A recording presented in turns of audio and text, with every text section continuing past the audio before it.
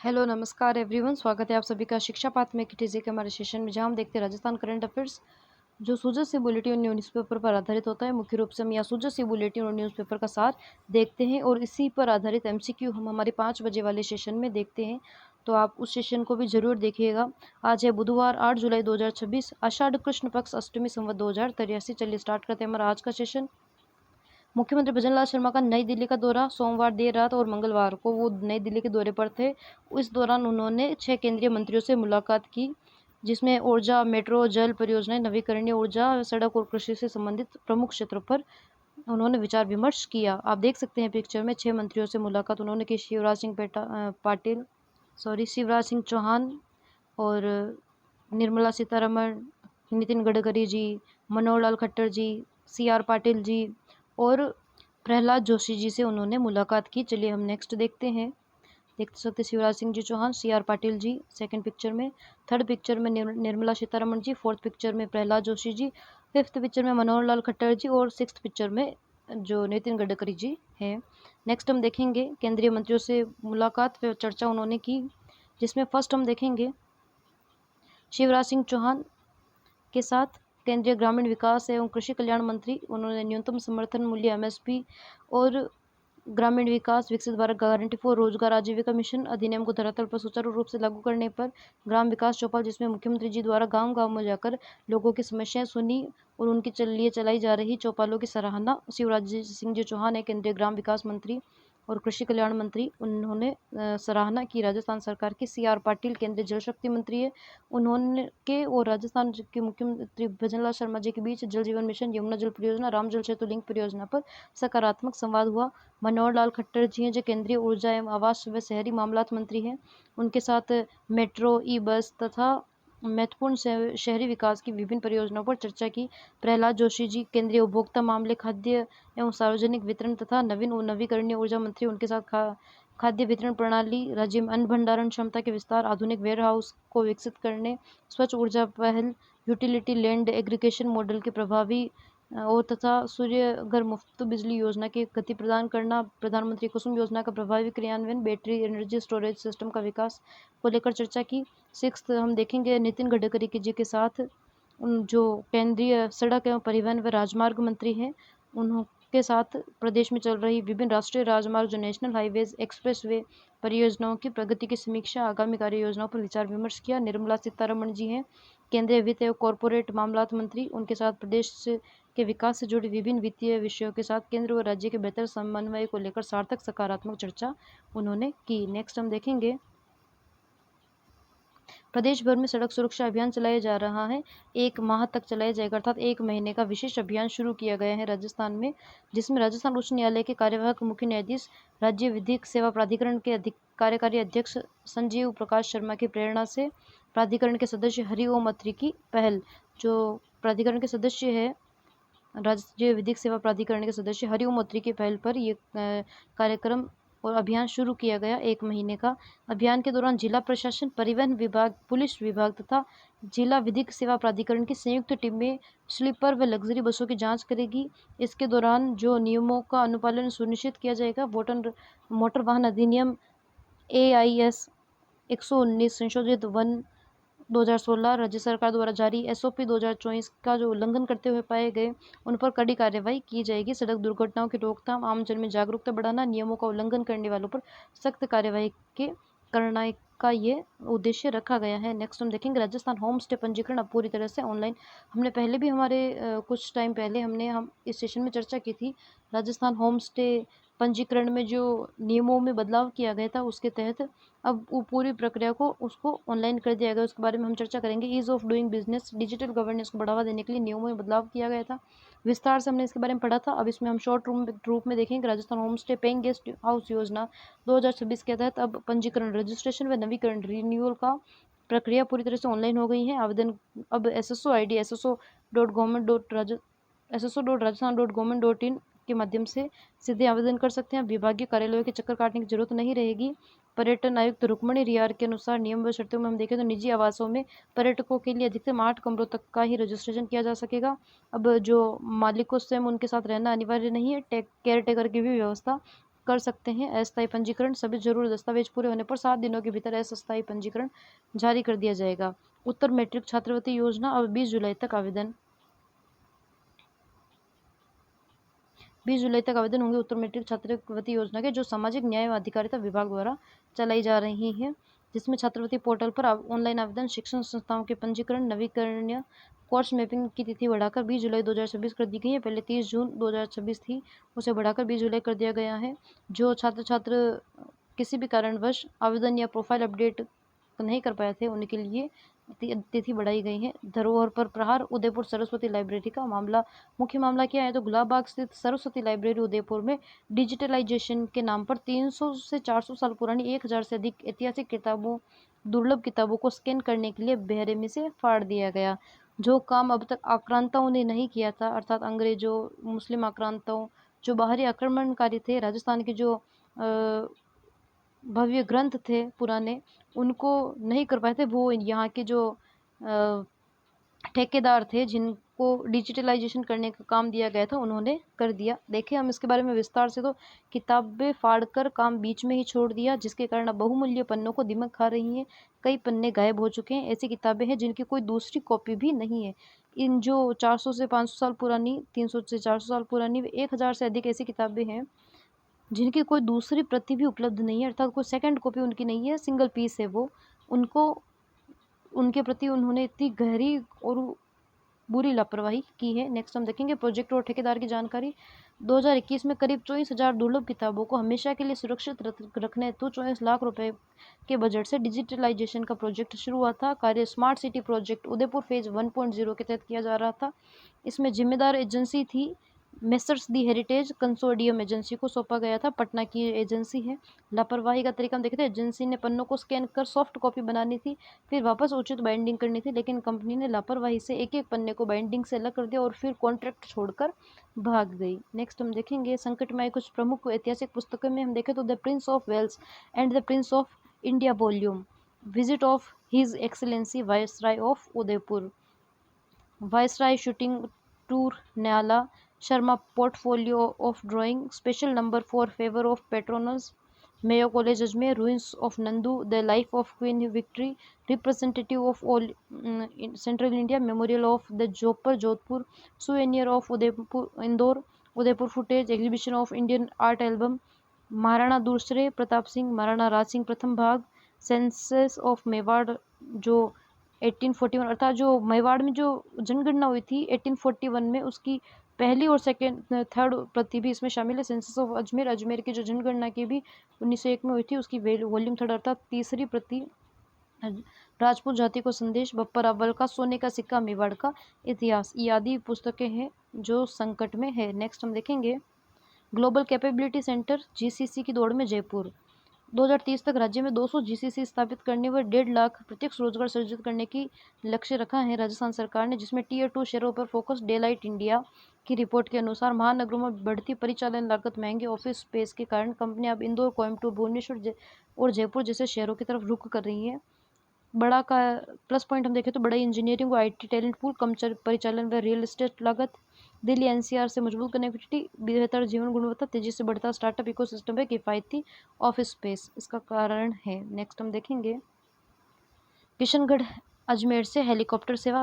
विमानपत्तन प्राधिकरण ने क्षेत्रीय संपर्क योजना उड़ान 5.1 के तहत हेलीकॉप्टर सेवाओं के संचालन के लिए प्रस्ताव आमंत्रित किए, जिसमें किशनगढ़ एयरपोर्ट अजमेर को भी शामिल किया गया है। नेक्स्ट हम देखेंगे Swami Vivekananda scholarship for academic excellence योजना में 100 से 125 के बीच इसकी संख्या को घटाकर कर दिया है।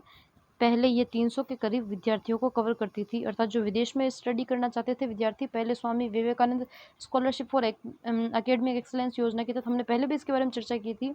इसमें जो विदेश में अध्ययन करने वाले छात्रों की संख्या को 300 से घटाकर 100 से 125 के बीच कर दिया गया है, और जो देश में उच्च संस्थाओं में अध्ययन करने वाली संख्या, जो स्टूडेंट की संख्या को बढ़ाया गया है। पारिवारिक आय सीमा को 3 श्रेणियां E1, E2 व E3 वैसी ही रहेगी। वार्षिक आय 8 लाख रुपए से कम वाले परिवारों को प्राथमिकता मिलती रहेगी। साथ ही 30% महिला आरक्षण भी जारी रहेगा। नए संशोधनों से वे विद्यार्थी प्रभावित नहीं होंगे जो पहले से विदेश में अध्ययनरत थे, अर्थात जो पहले से स्टडी कर रहे हैं इस योजना के तहत, उनमें कोई प्रभाव नहीं पड़ेगा नई नियमों से। नेक्स्ट हम देखेंगे Rajasthan university of health and science, Rajasthan स्वास्थ्य विज्ञान विश्वविद्यालय का one university platform. RUHS Rajasthan university of health and science ने one university one connected platform launch किया है। अब विद्यार्थियों को काम के लिए विश्वविद्यालय के चक्कर नहीं लगाने पड़ेंगे।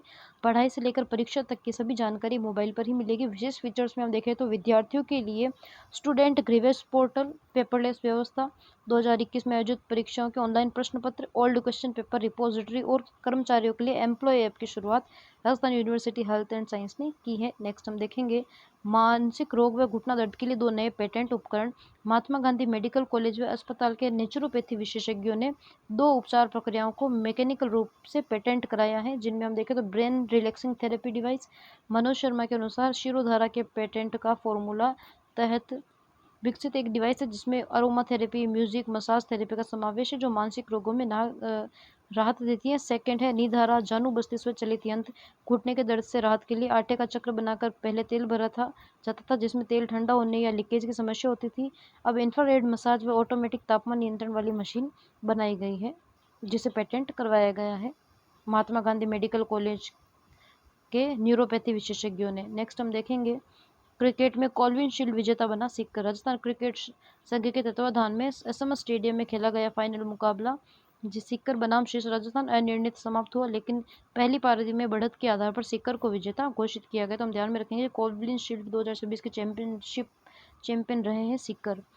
South Asian body building championship, Nilesh Kumar को कांस्य पदक। भूटान में आयोजित South Asian body building championship में राजस्थान के नीलेश कुमार ने भारत का प्रतिनिधित्व करते हुए मेंस स्पोर्ट्स फिजिक्स के 170 सेमी कैटेगरी में ब्रॉन्ज मेडल कांस्य पदक जीता है।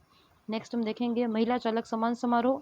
आजाद फाउंडेशन की ओर से राजस्थान इंटरनेशनल सेंटर में RIC में महिला बदलाव के सारथी महिला चालक सम्मान समारोह का आयोजन किया जा रहा है। राज्य के मुख्य सचिव मुख्य अतिथि होंगे श्री श्रीनिवास जी।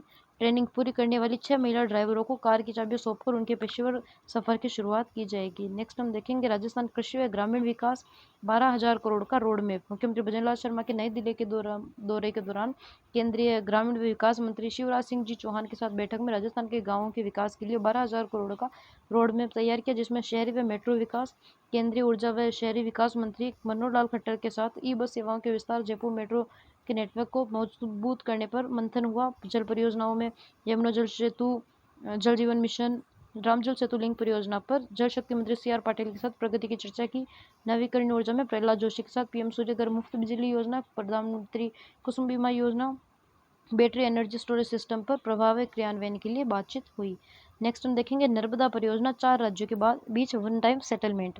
केंद्रीय गृह मंत्री अमित शाह की मौजूदगी में मध्य प्रदेश, गुजरात, महाराष्ट्र, राजस्थान के बीच ऐतिहासिक सहमति बनी, जिसके तहत नर्मदा की सरदार सरोवर परियोजना के लंबे समय से लंबित भुगतान के दावों, जो डिस्प्यूट अवार्ड्स को एक मुश्त निपटान अर्थात वन टाइम सेटलमेंट कर दिया है, जिसमें हम देखें तो केंद्रीय जल शक्ति मंत्री CR पाटिल सहित 4 राज्यों के मुख्यमंत्री, जिनमें हम देखें मुख्यमंत्री भजनलाल शर्मा राजस्थान के, मोहन यादव मध्य प्रदेश के मुख्यमंत्री, भूपेंद्र पटेल गुजरात के मुख्यमंत्री तथा देवेंद्र फडणवीस महाराष्ट्र के मुख्यमंत्री हैं, उन्होंने हस्ताक्षर किए। नेक्स्ट हम देखेंगे एक जिला एक प्रजाति योजना विधानसभा में खुलासा। वन विभाग द्वारा संचालित योजना में वर्ष 2025-26 के दौरान 2024-25 के दौरान 5.31 करोड़ खर्च किए जाने के बावजूद आंकड़ों में भारी विसंगतियां आई हैं। कागजी हेरफेर, ब्यावर जिले में सिर्फ 16,000 पौधे तैयार हुए, लेकिन कागजों में 18 गुना ज़्यादा यानी 2.97 लाख पौधों का वितरण देखा गया है। 2024-25 की रिपोर्ट की चर्चा हम यहाँ कर रहे हैं। इसी के तहत जयपुर में 1.14 लाख लिसोड़ा पौधों में से केवल 57,000 ही बांटे गए थे। योजना के तहत करौली जिले में बरगद प्रजाति पर सर्वाधिक 143.71 लाख, अजमेर में नीम पर 133.45 लाख खर्च किए गए थे। तो हम देख सकते हैं भारी विसंगतियाँ पाई गई हैं। खर्च तो काफ़ी उन्होंने कर दिया है, लेकिन पौधों का वितरण उतना नहीं कर पाए हैं और न ही पौधे लगा पाए हैं। अर्थात जो पौधे उन्होंने नर्सरी में तो तैयार किए, मान लेते हैं हम नर्सरी में तैयार किए, लेकिन उनका वितरण नहीं हो पाया है। आधे से ज़्यादा या तो नर्सरी में ही सूख गए या नर्सरी में ही पड़े पड़े वो ख़त्म हो गए। नेक्स्ट हम देखेंगे शोध, उद्योग व इंफ्रास्ट्रक्चर बदलता राजस्थान। मरुस्थल की जलवायु पर शोध, राष्ट्रीय शोध बीकानेर मरुस्थल की जलवायु पर। बीकानेर तकनीकी विश्वविद्यालय BTU परिसर में भारतीय उष्णदेशीय मौसम विज्ञान संस्थान IITM पुणे के सहयोग से अत्याधुनिक climate change green house gas reference station स्थापित किया जा रहा है। क्लाइमेट व green house gas reference station IITM Pune व BTU जो बीकानेर तकनीकी विश्वविद्यालय परिसर में IITM पुणे के सहयोग से विकसित किया जा रहा है क्लाइमेट व green house gas reference station. यह स्टेशन विश्व मौसम विज्ञान संगठन WMO के मानकों के अनुरूप एरोसोल, सौर विकिरण, मिट्टी की नमी, तापमान और पर्यावरण मानकों की सतत निगरानी करेगा। नेक्स्ट हम देखेंगे बिरथवाल सूरतगढ़ नया लॉजिस्टिक गेटवे। PM गतिशक्ति योजना के तहत उत्तर पश्चिमी रेल के बिरधवाल स्टेशन पर 150 करोड़ की लागत से गतिशक्ति कार्गो टर्मिनल विकसित किया जा रहा है। गतिशक्ति कार्गो टर्मिनल बिरधवाल सूरतगढ़ में तैयार किया जा रहा है, सूरतगढ़ श्रीगंगानगर में। इससे पश्चिम राजस्थान के सीमेंट उद्योगों को सीधे राष्ट्रीय रेल नेटवर्क से जोड़ा जाएगा और माल ढुलाई की क्षमता बढ़ेगी। सेकेंड हम देखेंगे नरसिराबाद ट्रेलर ट्रॉली के निर्माण का बड़ा हब। अजमेर का नशीराबाद कस्बा देश में ट्रेलर ट्रॉली निर्माण में बड़े केंद्र के रूप में उभरा है, जहां 250 से अधिक इकाइयां संचालित हैं। इस उद्योग की शुरुआत 1985 में हाजी असलम मिर्जा द्वारा की गई थी और जहां प्रतिमाह करीब 4000 टन लोहे की खपत होती है। नेक्स्ट हम देखेंगे दिल्ली मुंबई एक्सप्रेस वे दर्रा टनल का निरीक्षण। दर्रा टनल जिसे हम मुकुंदरा टनल भी कहते हैं, दर्रा टनल का निरीक्षण करेंगे केंद्रीय सड़क परिवहन राजमार्ग मंत्री नितिन गडकरी, CM बजरंग शर्मा, लोकसभा अध्यक्ष ओम बिरला। दिल्ली मुंबई एक्सप्रेस वे के तहत लबान इंटरचेंज से कोटा तक के हिस्से का निरीक्षण करेंगे। मुकुंदरा हिल्स टाइगर रिजर्व के पास बन रही दर्रा टनल में 1 माह के भीतर यातायात शुरू होने की संभावना है। देरी के कारण इस परियोजना की लागत करीब 100 करोड़ बढ़ गई है। तो आप देख सकते हैं दर्रा टनल को।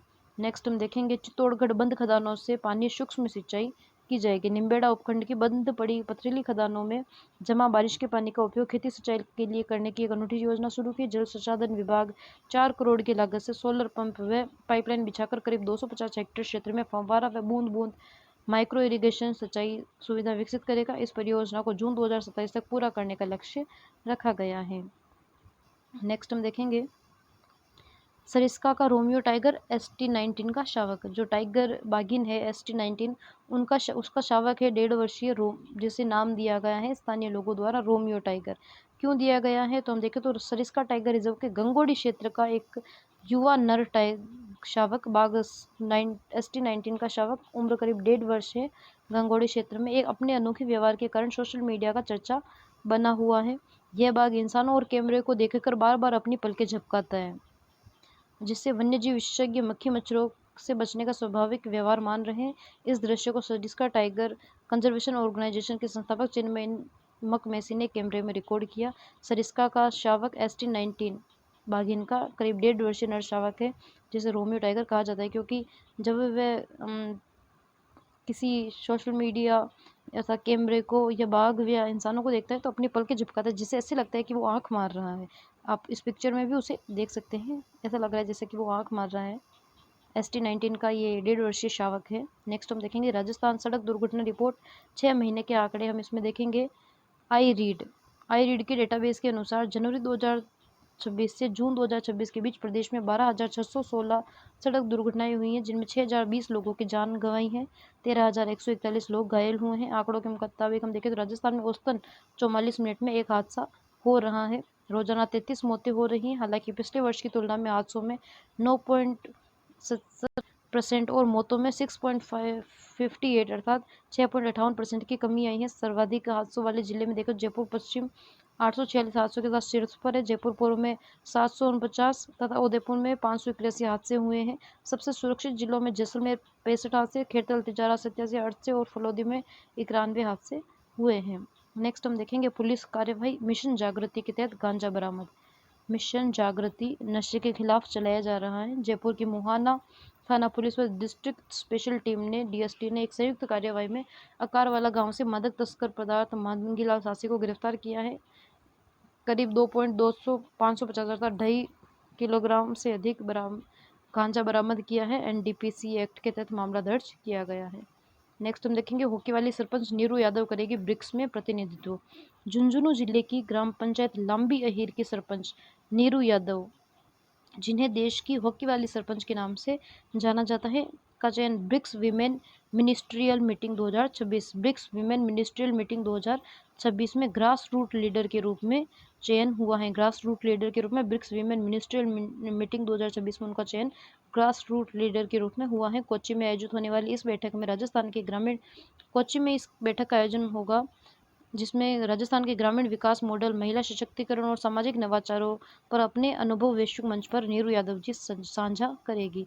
नेक्स्ट हम देखेंगे राजस्थान में चुनाव, पंचायत और नगरीय निकाय चुनाव पर संकट, डेडलाइन को चुनौती। राजस्थान हाईकोर्ट ने चुनाव कराने की अंतिम तिथि 31 जुलाई तय की गई, लेकिन अब महज 25 दिन ही शेष बचे हैं। राज्य निर्वाचन आयोग की मांग है। राज्य निर्वाचन आयोग ने सरकार को रोड मैप भेजकर साफ कर दिया है कि आरक्षण की प्रक्रिया पूरी होने के बाद भी निष्पक्ष चुनाव कराने के लिए कम से कम 90 दिन का समय चाहिए। वर्तमान समय में चुनाव कराना व्यावहारिक रूप से असंभव है। ओबीसी आयोग की रिपोर्ट का इंतजार।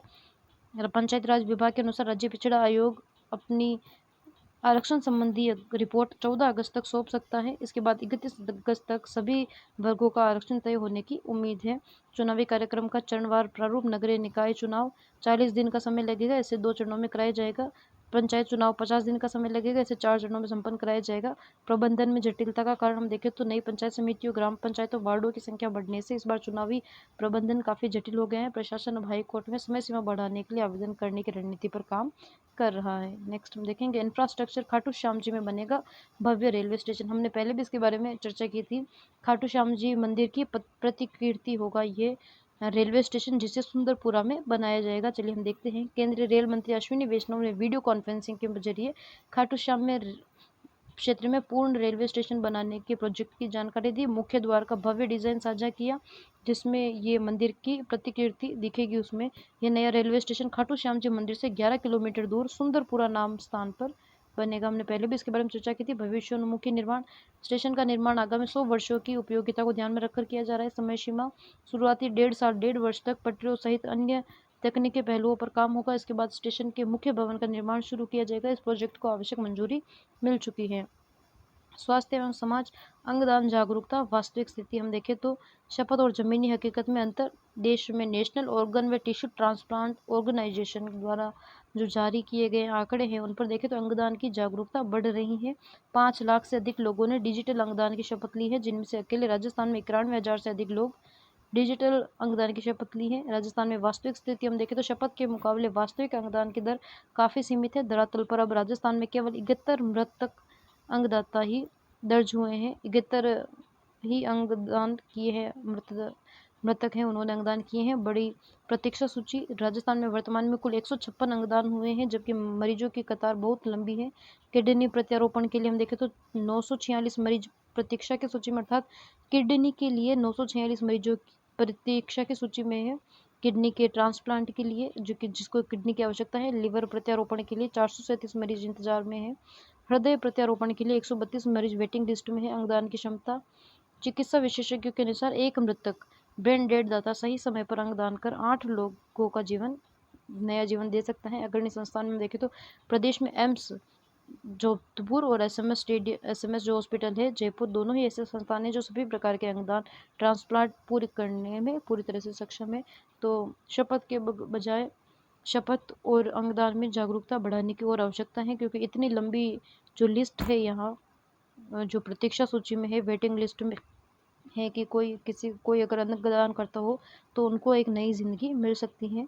तो मृतक पहले भी अपनी अंगदान के लिए नामांकन कर सकता है, और जो मृतक है उनके परिवारजनों को में भी ये जागरूकता आनी चाहिए कि उनके अंगदान किया जाए, ताकि जो वेटिंग लिस्ट में मरीज चल रहे हैं जिन्हें एक नई जीवन की आशा है वो अपनी जिम्मेदारी पूरी कर सके। नेक्स्ट हम देखेंगे कर प्रशासन, स्टेट जीएसटी का बड़ा पुनर्गठन, टैक्स चोरी पर लगाम कसने और राजस्व बढ़ाने के उद्देश्य से राजस्थान वाणिज्यिक कर विभाग में बड़ा प्रशासनिक फेरबदल किया जा रहा है। 50 सर्किलों का रीट्यूनिंग, प्रदेश के बिखरे हुए 50 टैक्स सर्किलों का वर्गीकरण अब 5 बड़े जोनल कार्यालयों के अधीन कर दिया है, जिससे फाइलों में स्क्रूटनी असेसमेंट का कार्य पूरा होगा। जयपुर को नया जोनल ऑफिस, बढ़ते वर्कलोड को देखते हुए राजधानी जयपुर में एक नया जोनल कार्यालय खोला जा रहा है। जोधपुर में एडिशनल कमिश्नर कार्यालय, पश्चिमी राजस्थान के व्यापारियों के मामलों को त्वरित निपटारे के लिए जोधपुर में अतिरिक्त आयुक्त एडिशनल कमिश्नर बैठेंगे, जिससे स्थानीय कारोबारी जयपुर के चक्कर नहीं काटने होंगे। विशेष बिजनेस ऑडिट विंग, बड़ी टैक्स चोरियों को पकड़ने के लिए उदयपुर और जोधपुर में स्पेशल बिजनेस ऑडिट विंग की स्थापना की जा रही है। आज का सेशन हमारा यहीं समाप्त होता है। प्लीज़ अगर आपको सेशन पसंद आए तो लाइक कीजिए, अपने फ्रेंड्स को अधिक से अधिक शेयर कीजिए और सब्सक्राइब कीजिए। Thank you so much.